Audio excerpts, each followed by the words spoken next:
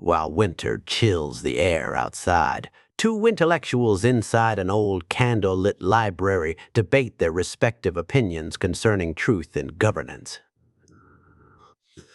Edmund is a rationalist, a retired statesman, and a believer in structured governance.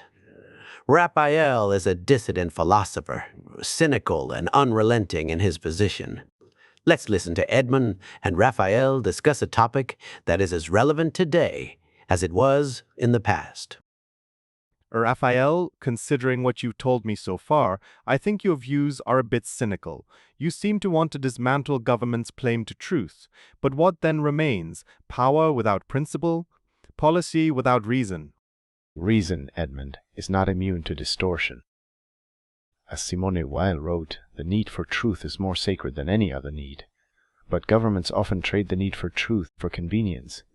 You mistake convenience for rule. Democratic institutions, for all their failings, are built on the presumption that truth matters, that decisions must answer to reason and fact. And yet, according to Marx, the history of all hitherto existing society is the history of class struggles. Institutions, for him, weren't neutral arbiters of truth. They were instruments of domination dressed in noble language. You're quoting revolutionaries. Revolution is the enemy of continuity, and continuity is where truth has time to unfold. Revolution is sometimes the only response to lies calcified into law. As Kant warned, out of the crooked timber of humanity no straight thing was ever made. So why expect governments, made of humans, to produce anything other than bent truths? Because we aspire, because we must. Despite his pessimism, Rousseau believed in the general will, which is a kind of collective truth formed by rational citizens in concert. Not perfect, but better than anarchy or absolutism. And yet Rousseau also admitted, man is born free, and everywhere he is in chains, suggesting that humans are naturally free, but become bound by societal constraints such as laws. Yes, but laws are based on the good intention to keep society functioning peacefully. But law is not virtue. The Nazi regime was legal. Apartheid was legal. Slavery was legal. Hannah Arendt said, under conditions of tyranny it is far easier to act than to think. Tyrannical governments thrive when thinking dies, when citizens forget how to question or become too fearful to question. And yet Arendt also believed in political action in the public space as a way to arrive at shared truth. She feared lies, yes, but not the idea of governance itself. Arendt feared the loss of reality, which is that moment when truth and lies become indistinguishable. She called it the precondition for totalitarianism. Arendt observes that a society that has lost the distinction between fact and falsehood presents the opportunity for charismatic leaders to gain followers, not by strength of argument, but by displaying unshakable conviction, which gives the impression of being a champion of truth. You seem to suggest that every government is on the path to totalitarianism. I believe every government contains that possibility. That's why Orwell warned, the party told you to reject the evidence of your eyes and ears. It was their final, most essential command. And Orwell also wrote, freedom is the freedom to say that 2 + 2 make 4. That's not a rejection of objective truth, it's a call to defend it, even when power denies it. Then why are governments the ones deciding what counts as truth? Foucault reminds us, each society has its regime of truth, the types of discourse which it accepts and makes function as true. Truth, in the political arena, is curated, censored, pruned to fit the moment. And yet the alternative, total suspicion, leads nowhere. If we abandon the search for common truth, we lose any foundation for justice. As Rawls argued, justice is the first virtue of social institutions. Justice, yes, but even Rawls acknowledged the priority of the right over the good, meaning that the principles of justice, referred to as the right, and individual rights should be determined independently and take precedence over social or independent vision of what is a good life, which is referred to as the good.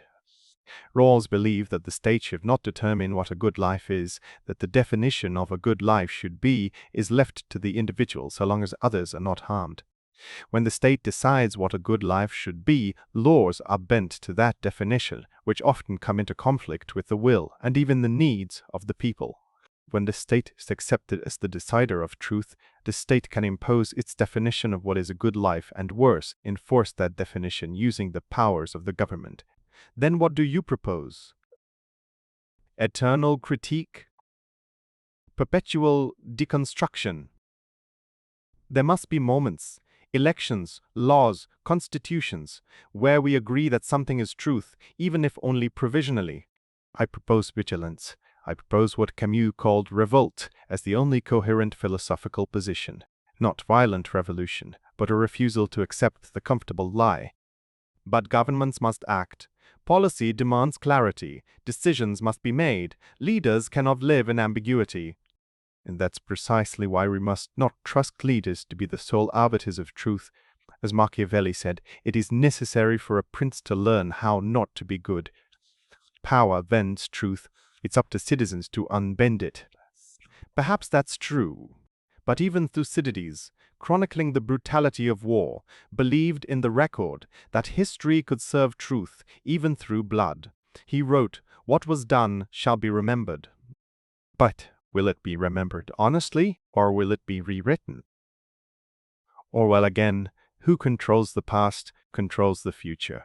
Who controls the present controls the past. When history is rewritten, truth can be altered to fit the altered context.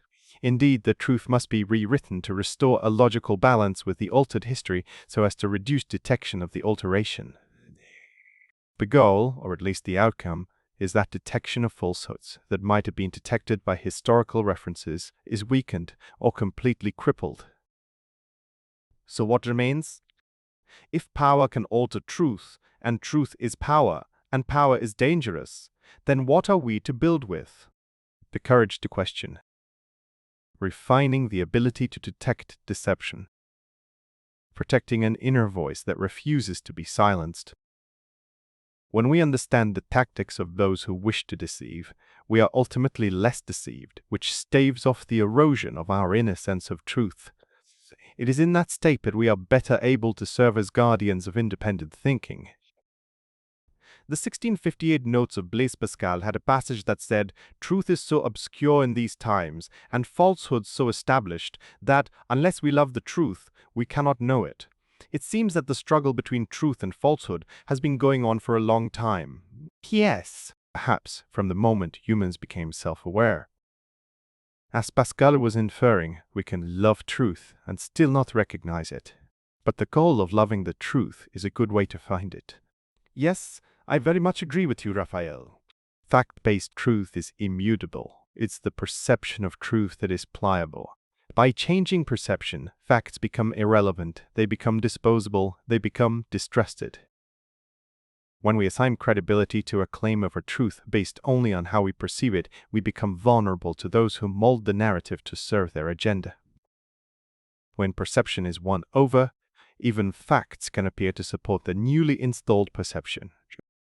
In that sense, Pascal was right to suggest loving the truth, if only to maintain a resistance to perception itself, becoming the truth